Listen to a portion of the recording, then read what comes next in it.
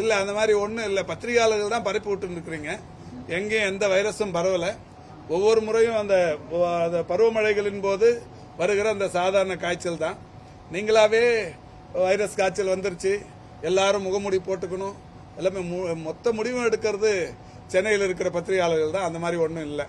அதோடு மட்டுமல்லாது இந்த முதல் முறையாக இந்த நாய்க்கடிக்கான தீர்வு, நாய் பெருக்கத்தை தடுப்பது, இந்த நாய் பெருக்கத்தினால் ஏற்பட்டு கொண்டிருக்கிற விளைவுகளை எப்படி குறைப்பது போன்ற விஷயங்களுக்கு மாண்புமிகு முதல்வர் அவர்களின் தலைமையிலேயே மாண்புமிகு துணை முதல்வர், நகராட்சி நிர்வாகத்துறை அமைச்சர், ஊராட்சி உள்ளாட்சி அமைப்பைச் சேர்ந்த அமைச்சர், அதேபோல் நான் போன்ற பல்வேறு எங்கள் துறை செயலாளர்களை வைத்து மாண்புமிகு முதல்வர் அவர்களே நேரடியாக தலைமை செயலாளர் உள்ளிட்ட துறைகளின் செயலாளர்களை வைத்து ஒரு கூட்டம் நடத்தி அதை தடுப்பதற்கும் பெருக்கத்தை குறைப்பதற்குமான நடவடிக்கைகளுக்கு பல்வேறு நடவடிக்கைகளை எடுத்து வருகிறார்கள்.